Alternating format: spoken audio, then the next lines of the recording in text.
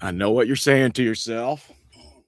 You're saying, Why did he leave? Where did he go?" Had the heater on in here. If it's directly on you after a while, it gets pretty warm, and you gotta worry about that. So, here I've been for the last half hour, 35, 40 minutes, trying to figure out why I can't get any of my maps and charts for you to see through OBS. And my guess is I'm gonna have to re-download OBS, right? And I didn't have enough time this morning to do that. I should have took care of it over the weekend, right? Yes, I'm a procrastinator. You guys all know that. Oh, meanwhile, I'm Brian Burden, your local meteorologist and winter weather expert. I guess so. It's only because I've been to Antarctica. That's all about the only reason that is for that. But generally speaking, I don't think you're going to be able to see any of my charts in today. So let's take a quick look at it real fast and see. Yes, it says it should be the logo with a timer on it at the moment, but it's not doing that. And I can't find a button anywhere. It basically says YouTube says no at the moment.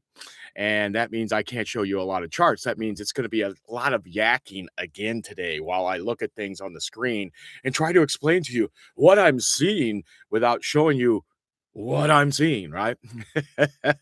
So stick with me if you're still out there. Believe it or not, actually more people watched on Friday with no charts than actually watched the day before with charts, which is kind of weird because trying to explain exactly what's going on without having it right in front of your eyes to kind of visualize, it's easy for me to say, hey, green goes this way, this goes that way, and to show you some things. But the reality is I can't show them to you at the moment until I can figure out which button I pushed or what's something I changed on OBS or something along those lines has happened to make me not be able to show you what's going on. You notice, remember when I first started, I had some mic problems. I got all those fixed. I never had any video problems. Now I'm starting to have video problems, and the start streaming button, even that, trying all kinds of different things on OBS. Maybe some of you have an idea of what that is. And but that being said, of course, YouTube allows me to go live, right? So I am still visually live through the camera, no problem on YouTube. Yet OBS says I don't have permissions to go live. So I remember at the beginning it said that too, and I pushed something somewhere or did something. I'm not sure exactly what it was. All is to say this: somewhere it will say, or somewhere I will figure it out. All right, Ray's in here already. Let's talk some sports until all your tools are working for weather. All right, what do you want to talk sports wise, Ray? Let me know. Give me a heads up what you're talking about. What are we talking? Are we talking Purdue's season? How's it going? Where they're looking? Because I have some really good numbers that popped up that I saw that I can't show you, but I can talk about. I'm going to go right to it right now. I think I still have it on here. Okay, so these are numbers that came out for teams basically in the last 3 weeks, I think it is. Here's the top 20 teams on Torvik from Groundhog's Day to now. So from February 2nd, these teams are preparing to hit their stride at the right time. And lo and behold, despite all the problems, guess who's number 4 in the country? That would be correct. That would be your Purdue Boilermakers. They are number 4. Yes, they are 4-1, but every team virtually now has lost on here. Heck, Illinois is number 2, and they're 3-3 on a record during that time frame. So it has to do still with what your offensive adjustments are and your proficiency. And Purdue is number 3 in the country on offense and number 19 defense. That puts them number 4 total during that time frame. Only teams better, of course, Michigan, who are number 5 offensively, number 9 defense. Illinois is number 1 offensively, number 22 defensive. Florida's number 20 offense and number 2 defense. So looks like Florida and Michigan got some good defenses while Illinois and Purdue got some good offenses. Then Duke's right behind them, but Duke pulled off the big win, so that's going to move them up in the actual standings later today. That is for sure. And then you've got Arizona, Arkansas, all the people you normally would think are right there. Arizona, Arkansas, Houston, Texas, Cincinnati. But then go down the list, say down to the bottom 20 here, and who's not playing as well. Iowa State is 17th, so they've fallen off a little bit. That doesn't mean they're not a good team. It just means basically since Groundhog Day, they haven't been playing their best, and they're 3-2. Shows teams like St. John's not playing their best, yet they're 6-0. So maybe they weren't playing quite as tough. Like St. John's offense is listed as 128. You can't win a national championship that way. That's for sure. Not with a triple digit number on here. And when I look at the top 20, there's only two teams with triple digits. Utah State has the 101st defense, but they were 5-1 over that time frame. So in their 6 games, and just about everybody played 5 or 6 games during that time stretch. So yeah, I don't see any 7 gamers in there, and I don't see any 4 gamers in there. So pretty much everybody has played 5 or 6 games over that stretch. And Purdue is number 4. That good number for you there, Ray? I think you would like that one, wouldn't you? Yeah. Yes, yes, yes, yes. So on that front, we'll keep moving forward with the Purdue info. That's the really good info. Let me see what else I can find here on Purdue because there's some good stuff. A good place to find a lot of information about your home team and that kind of stuff is to go to Twitter itself, of course. And on Twitter, believe it or not, you'll find out more news quicker there. You gotta kind of push around and find the real stuff and figure out what's right and what's wrong.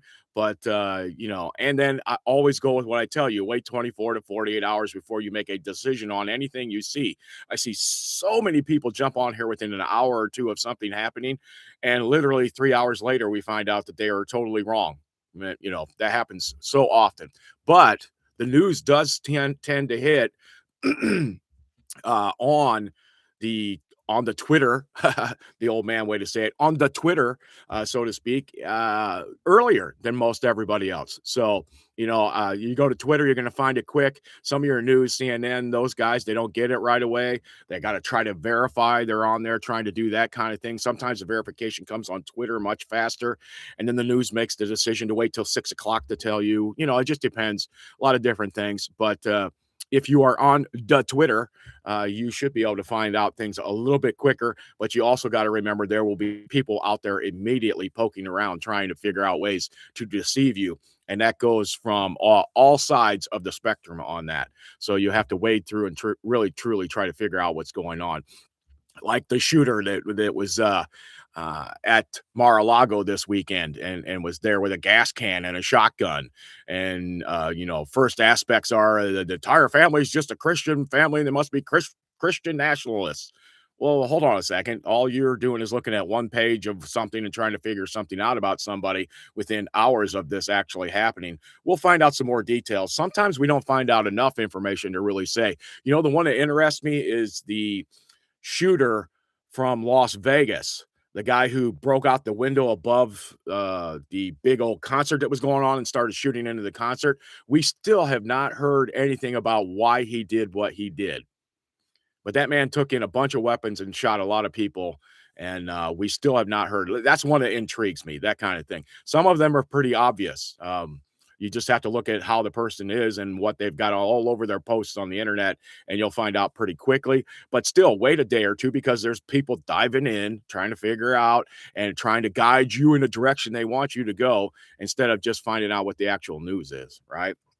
So at least there's that on that front of it right now. So, Ray, let's talk some sports. Well, yes, I do. What's yes, I do mean? I forgot what we were talking about. Yes, you do love me, Ray. I know you do because I love you too, brother. But we gotta talk sports here. Give me a question. Let me know what you're thinking out there. And there's a delay on here too. If Ray, if you don't realize that there's a delay, I think you can only text in every 60 seconds or so. But I can see yours pretty quickly once you do text in and chat with me a little bit on that, and then I'll answer your questions if I can get a shot at it. Talk about it. Hopefully, you saw the stats I was talking about how good Purdue has actually played in the last month or so. Oh yeah, about the Purdue defense. Yeah, he knows the defense has to be there. It has to be strong. It has to be something that's going to be something. And I've also seen some of the stats, and these have been very good over the years. I don't think I have it in front of me here right now to talk to you guys about, but I do remember blatantly off my old time man memory that there are only like 5 teams currently that are showing statistics that every single record or winner of the NCAA tournament has had, and that is basically a top 10 offense and a top 30 defense. And there's only like 4 teams. and that would be Illinois, Michigan, Duke, and yes, Purdue. Those are the 4 teams at this point of the season, and every single person who won the NCAA tournament in the last 20 or 30 years or since they've been keeping the stats, and I'm not sure if they're using Ken Palm stats or net stats or different. There's 3 or 4 different ones doing the NCAAs now, and the colleges out there for what they're doing for scores actually, and how they rate them and what they rate them at. But Purdue is always on that list. Why? Because the offense is good and the defense is just good enough, right? And on any given day, Purdue will outscore you and can do that and has shown they can do that. I truthfully think that you try to play your toughest, hard-nosed defense you can, but you crank that offense up as fast as you can, and you get as much touches as you can. Because if you're the number one offense, why would you not do that? Instead, we tend to have one of the slower teams out there, right? And we take our time about it. Yes, you can say, well, that gets us better shots, but I see a lot of good shots being passed up too. So I wonder I'm I always fall back to the running rebels of UNLV way back when, right? When they were up and down the court and taking a shot every 11 seconds or whatever it was once they touched the ball. That kind of thing is exciting to watch, first off. And when your offense is already good and great, really, as you could call the Purdue offense, because they're in that top 2 or 3 well, they were number one most of the season, and then Illinois got really, really good, and so did Michigan. So we're kind of all right there. But that just shows how good and strong your team could be. And that kind of leads me to some other questions when I start thinking about it. Like, could this be like one of those seasons where there's 2 or 3 let's say 3, maybe 4 Big Ten teams in a Final Four? It hasn't happened in a long time, something weird and goofy like that. But is it a possibility? Hey, could be, could be. All right, so let me dive into some weather here, Ray. We'll get into that and talk about that real quick. I'll do my best due diligence that I can, and I'll talk for as best as I can, so to speak. Even though I got that Indiana hick accent going on, uh, it's 21 degrees outside right now, and the winds are 14 miles an hour out at the airport. And of course, it feels like it's about 5 degrees. 5 degrees. So anywhere from 0 to 10 here this morning with some gusty winds in our forecast. The high temperature only getting up to around 29, 30 degrees at best. And the low this morning was around 18 in most areas. It does look like we're going to see a warm up as the week goes on, but there's some potential for a storm kind of brushing along to our north on, I think it's Wednesday. I'll get into it when I kind of get a little bit farther forward. And one entire model says nothing. We're not going to get a single thing. The system isn't even there. You don't even see a system. But the other 2 or 3 are showing the system brushing across to our north and range from an inch to like 3 inches. One even showed as high as 5. So I got to kind of keep an eye on that, and I'll run through those as I go through them this morning and see if there's any changes out there on those. But generally speaking, by the end of the week, it's going to be really warm again by Friday, Saturday, Sunday, after that potential for some snow on, well, most of it shows Thursday, during the day on Thursday. All right. So there's that on that front, at least for now. Again, so we're going to see this kind of trend, the potential for some snow, then an upswing. Then there'll be a downswing again next week, it looks like, for a while. Then it shows a huge upswing. We're talking, it shows some temperatures near 80 degrees in the second week of March, or in the end of the first week. It shows March 9th, 78 degrees, 70. I don't think we're going to get that, but I like that kind of stuff for people because it does definitely feel like spring at that point. Then it shows a big cold period again in the latter half of March. Now, remember, I don't think we're talking cold like we saw in December and what we saw in, obviously, the cold periods in January and February, right? That's not what we're talking, but we are talking seasonally far below normal temperatures where we still could see some freezing marks and 20s and even teens all the way out into the middle to late portions of March. But those long range forecasts, you take them with a grain of salt, like I've always told you, and look for the trends. And the trends are warmer or colder, and that's what I look for. And I kind of stick with that. And so far as you have noticed, it's been pretty accurate most of the time, I think. Ray says a storm is brewing. He is correct. I'm looking at the pictures out on the interstate right now, and I can see the cloud cover, and you're going to see clouds off and on throughout the day today. And as we kind of, starting off to the north, I even see some light snow falling up there near Rensselaer right now, coming off of the lake. You can see the snow's coming. So there's still some light snow potential and some flurries possible throughout the day today. And then as we get closer into Lafayette and around Lafayette and different places, it'll be a little bit better down here than it is up to the north. But that doesn't mean we won't see a few of those flurries here or there. And what I noticeably saw was the fact that there's less snow from Lafayette north than there was to the south. When you go down near Frankfort and you go to those cameras down there, you start to see that there is more snow on the ground down towards Frankfort right now. So that's something kind of interesting there. If that kind of stuff interests you, I see more snow on the bridges. I see more snow on the ground. So there is more snow to our south down in that direction near Frankfort than there was here in Lafayette, and less snow actually up towards Rensselaer on the ground. But I do see also that there are snows coming our direction off of the lake, basically clouds, right? And then if we get in one of those little bands, you might see a very light dusting like we saw yesterday in most spots in Lafayette, where there was just a light snow everywhere on the road, of course, and a little bit on the ditches and here or there, but no real big accumulations. I heard some people maybe had a quarter to a half an inch in a couple spots. And maybe that was down towards Frankfort too, as a possibility of some of those places. So that's what you can see that. We're talking about the storm. I'm looking at the satellite picture right now of the United States. When you're a weatherman, you like to look at the big picture first. What's going on? And what I see is a big, huge storm off the East Coast right now, right? I see this big swath of cold air coming down through the Great Lakes, and I see a big ridge out on the the western half of the United States, the Rocky Mountains, California, Oregon, Washington. Okay, so not a lot happening out there. Although if I kind of took my camera and I looked over there to the west off the coast, I'm sure I would see a storm brewing out off the west coast of California or Washington or Oregon up there, heading towards their direction. But that big ridge, when I say ridge, that's high pressure over the Rocky Mountains, that area. It brings everything up and over the top. And then if we have a trough on the eastern half of the United States, which is exactly what we have right now, then we see this big drop in our temperatures and our cold. So the ridge generally leads to higher, warmer temperatures, right? The big trough leads to lower, colder temperatures, and the jet stream generally guides that entire thing. So if I was to guide and put a line on here and guide it through where I thought that the jet stream was, you would see that it drops far to our south right now. Matter of fact, when you go from Tennessee to Florida over to Texas, all the way to Southern California, there's not a cloud to be seen anywhere. But there is a big monster of a storm off the East Coast. So now I'm gonna zoom in. I know you guys can't see it, but I'm gonna do it for my own love of the game here while I could try to go through this and look at what I'm seeing. Now, I see this huge low pressure system off the coast, just off the coast of New York, Boston, that kind of thing.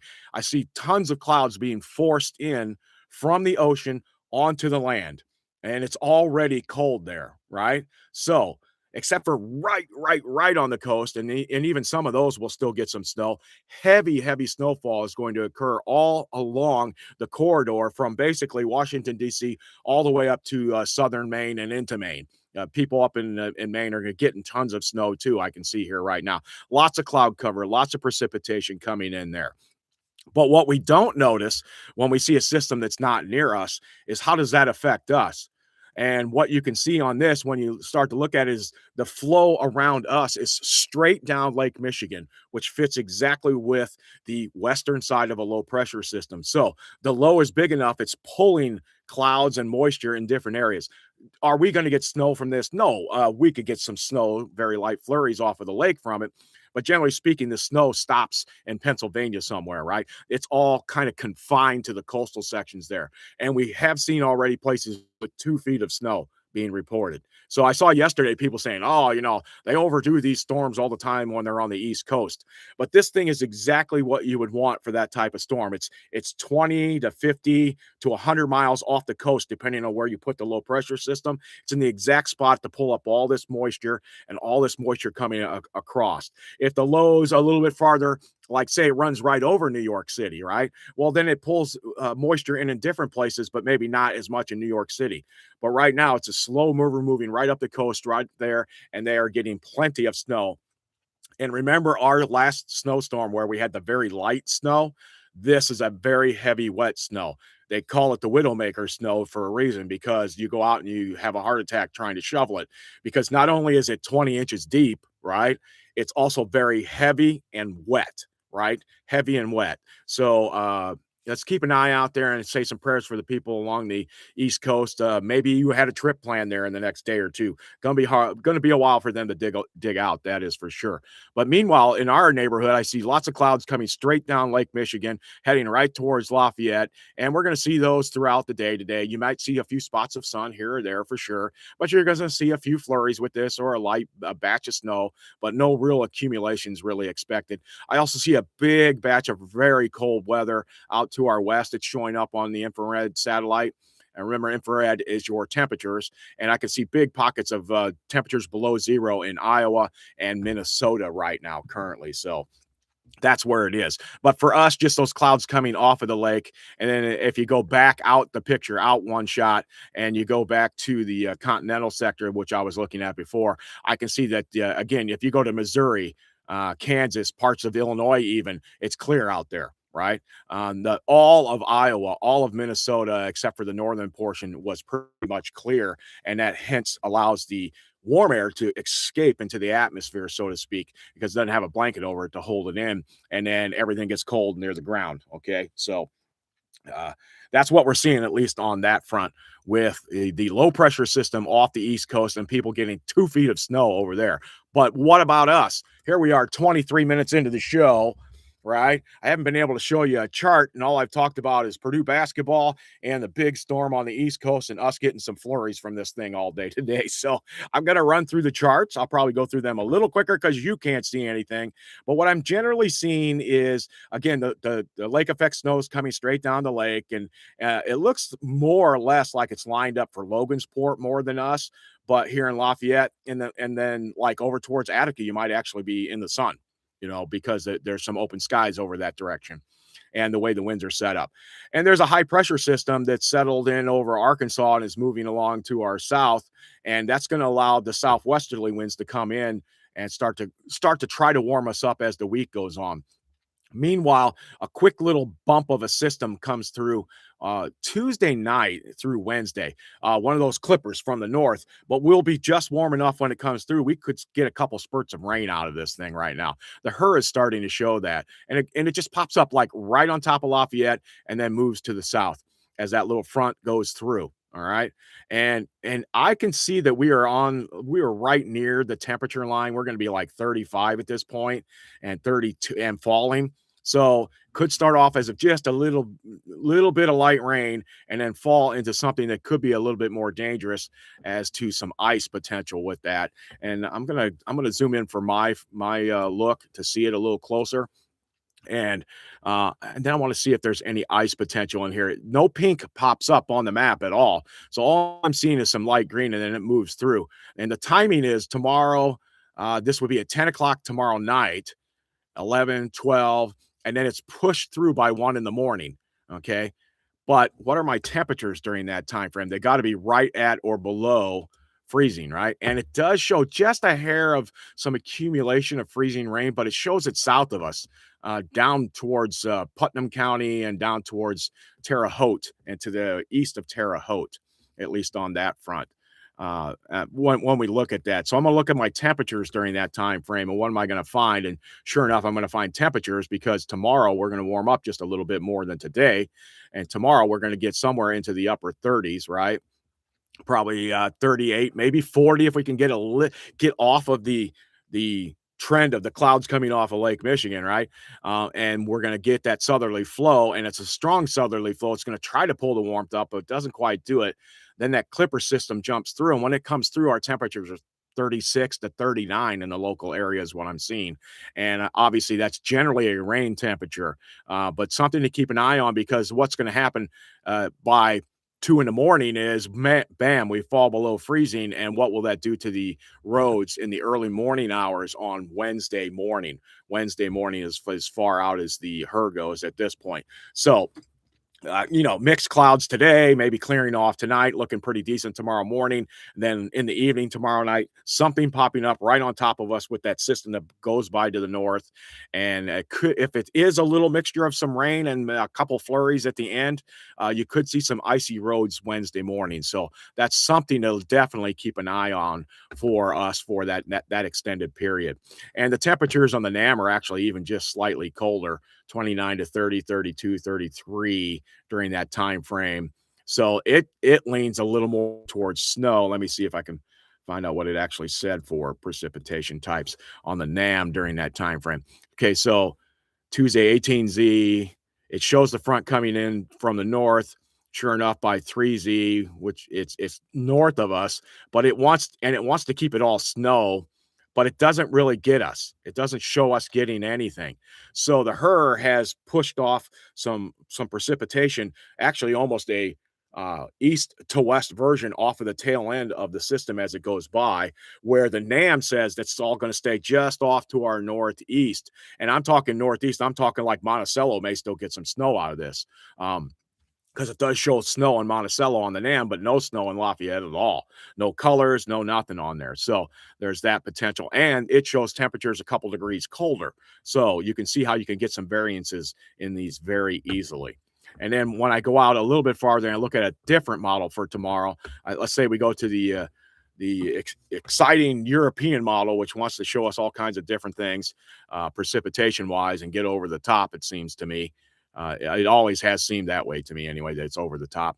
It says, let's see, first off, let's look at today. I don't see, it shows the same thing. Some lake effect snow is coming, maybe some flurries for us, that kind of thing. Then we get into tomorrow evening. It shows the front going by to our north and nothing. So remember, because it's a broader, longer model, it doesn't take in as much information. It's spread out over a bigger area, where the HER is confined to smaller, closer in areas. It can pinpoint lots of things on the moment that it's actually happening, and it's adjusting constantly.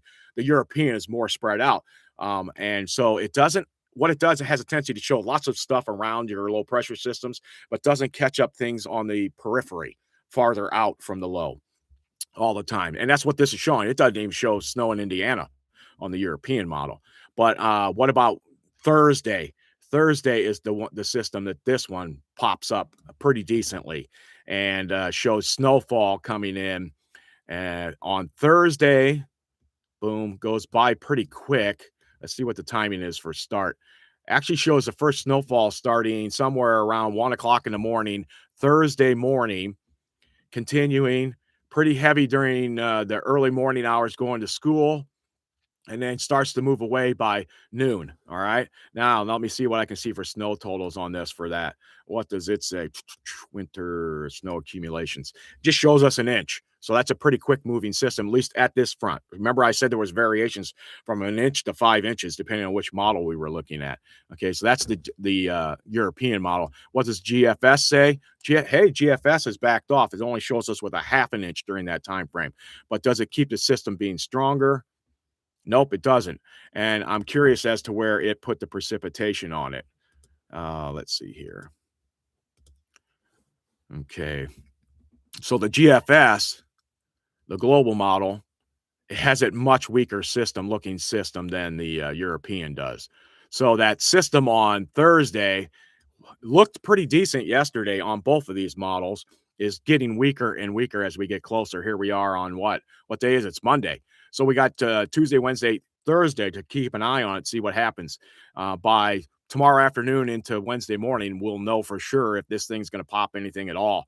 But right now, indications say it's starting to not have that opportunity to do that to us at all. So on Thursday, I think we're looking a bit better than we were talking about earlier.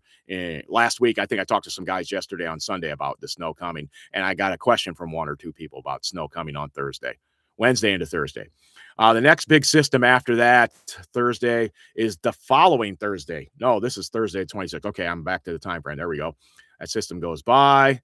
Boom, boom, boom. Thursday. Big old high takes control, and wham, our temperatures start to warm up by the end of the week. Friday, Saturday, Sunday, warm, warm, warm.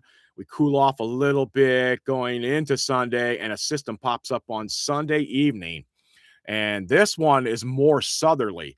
The last two, the one, that's kind of going to bump to our north tonight, and the one on Thursday are coming from the north. Remember, less precipitation with those. They are drier systems, less snow a lot of times. They also move much quicker. That's why we call them clipper systems, like a clipper ship, which used to be a fast moving ship. This one on Sunday looks to be more west to east and has tapped into some Gulf moisture in it right now.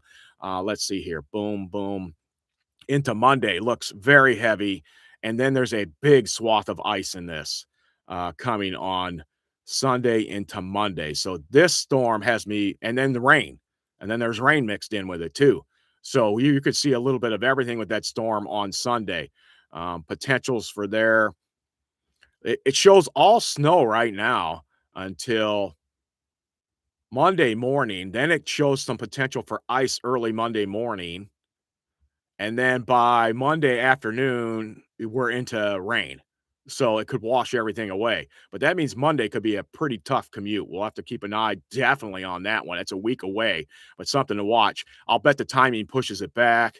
That kind of thing is if that's the tendencies of the model, is those big fronts pop up on 7 days out, right? And then tomorrow it'll move it. It will move 24 hours, but it'll move it 12 to 18, and then the next day we'll move another 24 hours and it will move it another 12 or 6, right? And it's slowly coming on ground. By the time you know it, that system's Wednesday next week. It actually hits.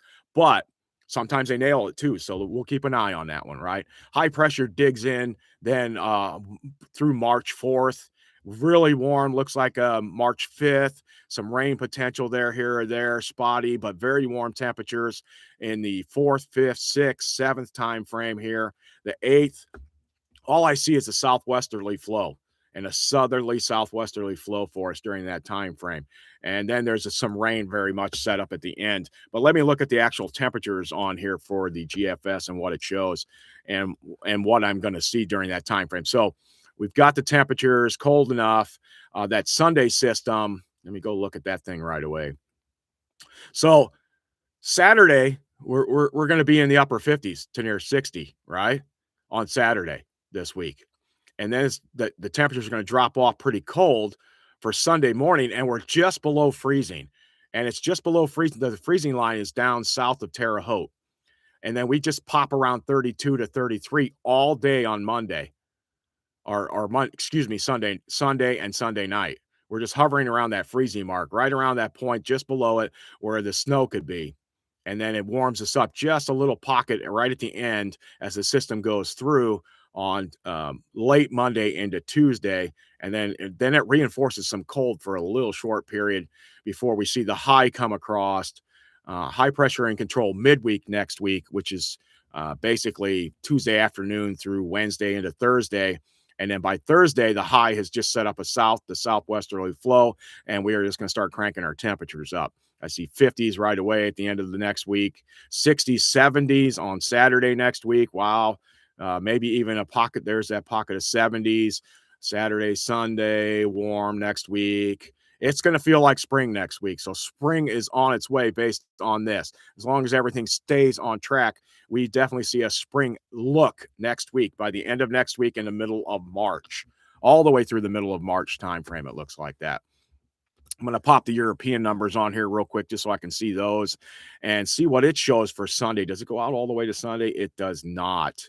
It stops Sunday morning, and it shows temperatures just cold enough at 32 at 1 in the morning. For that snow to start kicking in potential during that time frame. So that's something to keep out. Doesn't show me enough and doesn't show me any precipitation during that time frame.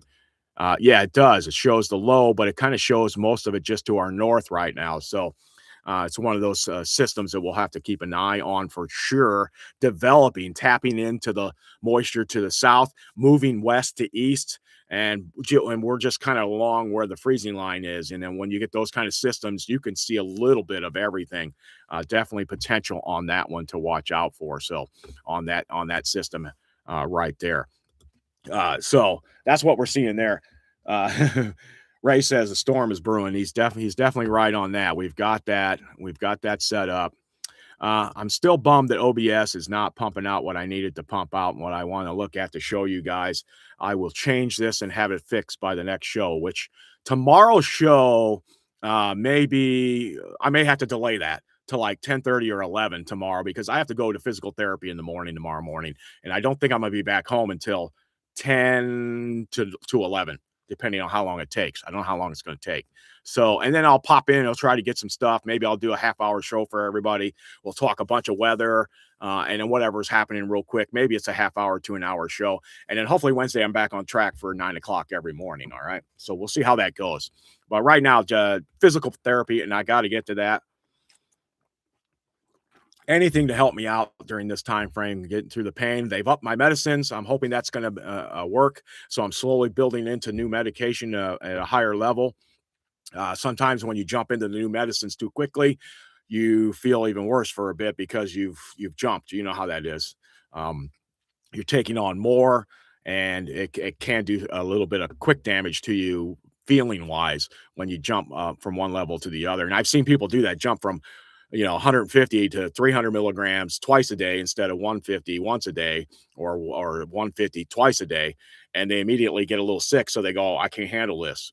We'll give it a few days first. Now I'm not one to say because I take medicine very well. I don't usually get sick from it, although I had side effects from the shots I was taking, long term anyway. But it looks like if you just give yourself some time, and a lot of times just drinking more fluids helps out too. Because I take so much medication, I'm always dry. I have the kind of a dry mouth all the time, constantly. Hence, you see me walking around with these things all the time, right? And always drinking something because I just feel like I'm dried out constantly. So, yeah, it's a kind of weird feeling, but it is there. All right, so I'm going to go look at the monthly chart real quick here. This is the end of February. So let's see what we've seen so far in the month of February. Okay, it was -3 degrees on February 1st. All right. We had a high temperature, the coldest high. It's been actually better during the month of February than it was in the month of January, right? January saw all the cold, but it lingered into the month of February. But since then, we didn't hit our first actual high temperature at the average until about the 9th. Maybe the 6th, we hit 35. That might be the official high. But on the 9th of February, we hit 36. I'm pretty sure that's the average high.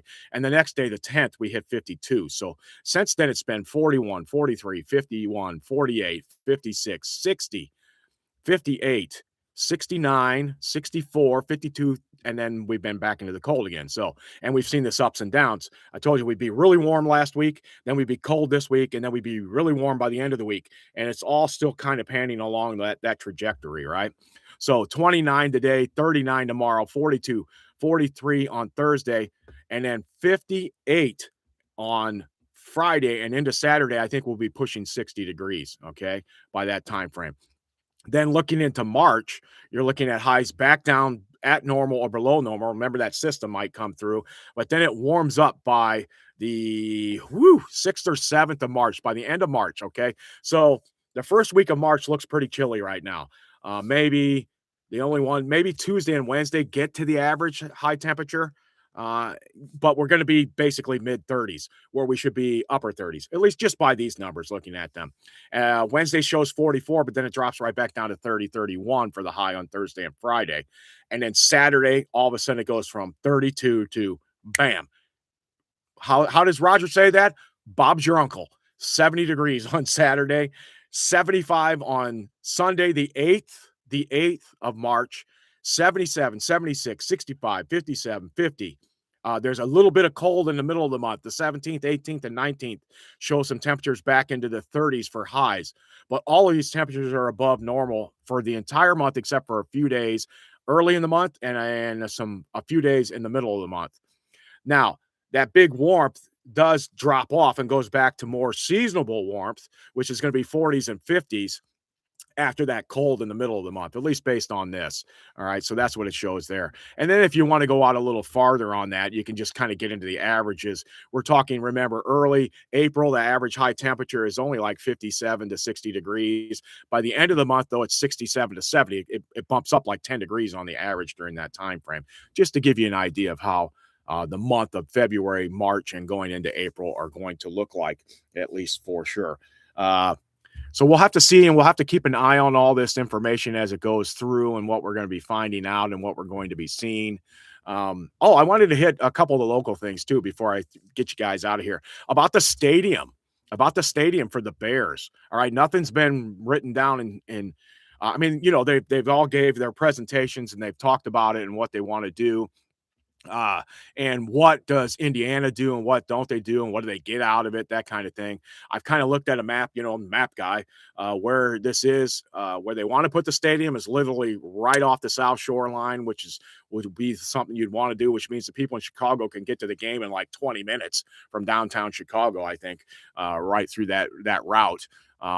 They're asking about how much money it's going to take, and it looks like it's going to be somewhere around $5 billion to get this mixed-use stadium district. Well, okay, where's all that money come from? Is the state of Indiana going to pay for that? Well, some of that is going to come from the Bears, like $2 billion apparently, and then we're going to immediately put a public funding out there of $1 billion, and then slowly take care of that under reasons, like they're going to charge people going through the toll road a bit more going through there, things like that. They're going to try. So the Bears are bringing $2 billion.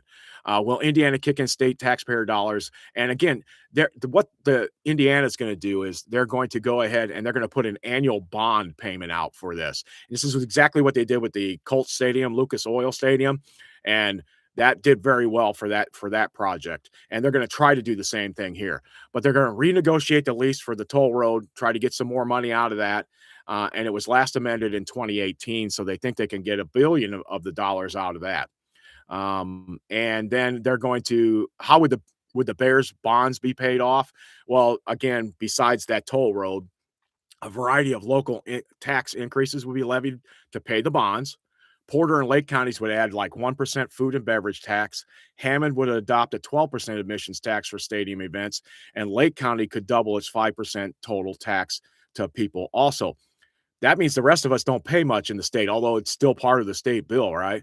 But it would be the sports development area would be established and state and local taxes collected, and then those zones would be diverted to cover project costs. Any other interesting parts of this bill? Of course, to ensure that 20% of the money the entity receives each biennium be used for events supported by the Northwest Indiana Stadium Authority. It requires that the Indiana Sports Corporation, which is the company I believe is trying to do this, will have that 20% of the money every year. What kind of economic impact would this deal have? Of course, it's going to be huge for the local area up there. And that area has been depressed for a long time. Anywhere from the state line over to Hammond itself, even towards Michigan City, a lot of different places in there have been because the steel mills fell apart, things fell apart. It was pretty bad in the 70s and 80s. Those of you who weren't born then don't know that, but it was not. It was a thriving place in the 60s and 70s, and then started falling apart during that time frame. Sometime in the 70s, I believe, is when it started. It probably started before that, but a pretty thriving area with the steel mills there at that time frame. Does anyone oppose the bill? There's only one little place coming out. Americans for Prosperity. It's an advocacy group supporting limited government and fiscal conservatism. Testified it as just being neutral because it does see that there are some pluses for the people around the area and people getting jobs. They're talking tens of thousands of jobs for construction. Of course, people working in the facility itself. And is this an absolutely done deal? It is not. The Bears are still talking to the people over in Arlington where they're talking to. But apparently the Arlington people aren't wanting to give up much, and the state of Illinois isn't, where Indiana is. So does that mean Indiana's going to get the Indiana Bears? No, they're still going to be called the Chicago Bears, but they're just going to be right there in Indiana. I mean, it's kind of like just driving to New Jersey for a Giants game, right? Or a Jets game. I think if I'm right, both teams, the Jets and the Giants, play in New Jersey, which is just across the river going into another state, though. But they don't call them the Jersey Giants, although they could. That fits pretty good. That rings well, doesn't it? All right. There were a couple new things on here, I think, that I covered Friday. I wanted to hit real quick again on the some local stuff here, and it was the pause one. The Precious Paws Low Cost Spay and Neuter Clinic is going to be on Wednesdays at 10 to 4 p.m. every week. It's a walk in low cost vaccine clinic, and they do spay and neutering there. It's at 1474 Industrial Drive. That's every week on Wednesdays, 10 to 4 p.m. And on Saturdays, the second Saturday of each month from 8 a.m. to 2 p.m. So keep your dog or cat healthy and up to date on their vaccines. That's one place you can go for that. Low cost, it says. I don't know what that means. I can't tell you on that. And then there's a peer counseling session being set up via the United Way of Lafayette. Classes are beginning in 3 days, beginning February 26th. The United Way of Lafayette is holding peer union counseling classes. This program is designed to help people better understand the support available here in our community. Each week covers a different area of the need, from basic needs, housing, health services, and legal financial help. And classes are Thursdays from 5:30 to 7:30. To sign up or learn more, visit uwlafayette.org, uwlafayette.org, and then there's a slash peer union counseling if you want to go directly to the spot where they tell you more about it. Pretty interesting. I like that. So the peer union counseling classes is there. Don't forget there's some maple sugaring event going on. There's a little bit of everything in the area. And when I look at some of the, I'm going back here. I'm going to go refresh on some of the snows and the things going on the East Coast for the people there, and see what their storms are looking like. Let's see, 28 inches of snow, thousands of power outages already across the eastern half of the United States. 200,000 in Massachusetts, 150 in New Jersey. Delaware is at 72,000, Maryland 32,000. So you can see power outages all over with the heavy, heavy, heavy snows blanketing the area and covering a lot of their power lines. That kind of thing can come down. Trees come down into things. You know how it works. We're from the Midwest. We know that too. Some nice pictures. Some guy trying to snow blow it in Philadelphia, right in front of Independence Hall. That's kind of cool there. 10,000 flights have already been canceled this morning, all across the eastern seaboard. So maybe if you were heading there, you might be out of luck. You might get lucky. It just depends. Right now, it looks, I would think a lot of them, especially in New York and heading towards Boston, will shut them down today because they're still going to continue snowing at Boston most of the day today. All kinds of trucks and cars going off the road. A major winter storm, obviously listed in there. Extreme, extensive, and widespread disruption is expected, especially around Boston. Major dangerous driving and considerable disruption is expected from basically not quite Washington, D.C., but we'll call it Philadelphia all the way up to near Boston. That includes New York, of course, in New York City. And it's all within 50 to 100 miles of the coast, mainly, because that's where all the snow is going to dump and fall. All right. So, what kind of inches do we have? Well, it shows all the major snows. Now, the snow does stretch back into central Pittsburgh area, all the way to western Pennsylvania, but it's much lighter there than it is on the coast. Remember, I said we talked about that big wraparound. So the low is just off of New York. If you're going in a counterclockwise fashion and you swing that all out and around and you go all across the Great Lakes, it's going to come in from the northwest. By the time it gets to us, it's due north. The wind is due north today, and a cold, chilly wind out there this morning for us. All right. So lots of snow being reported. I'm trying to see if there's any updates. 23 inches in Islip, New York. Newark is at 18. Upton, New York, the North National Weather Service is at 18. Central Park's at 15. LaGuardia, which is where the airport is at 15. And JFK, I believe, is at 15 already too. So lots and lots of snow already. And that update came at 7 o'clock. So here we are almost 3 hours later. If it's snowing an inch or two an hour, you can see how it's going to be a pretty doozy of a storm. It doesn't even show me what Boston has gotten into yet, and Boston is next on there. When I go real quick back to that, I'm going to go over there to the West Coast real fast and take a look at what they have. I'm going to see what they're talking about for their snowfalls in the next few hours. Going into my winter category. Okay, so wrong map, of course. Show me the entire portion of it. Yeah, that won't work. All right, there we go. All right, so I see tons and tons of snow. Now, here's the good news. The low stays off the coast, moves out by what time frame is that? The low itself is exiting and is just to the east of Boston by about 3 o'clock this afternoon, but it's still snowing very heavily through that path, all along the corridor there. The snows look to stop by about 4 o'clock this afternoon in New York City, just the flurries, and you know how the snow is after a system, and then stop in Boston by about, looks like about 10 o'clock tonight there in Boston. So what does that mean for snow amounts? Uh, just lots of big pinks and purples, and that's just in the next hour. This doesn't even count what's fallen already, right? This is just what's going to fall through this evening still. Another 10 inches of snow to 12 inches, another foot basically in Boston and out off the Massachusetts coast there, right? And then still another 3 inches through Connecticut, another 3 to 4 to 6 inches to 7 inches.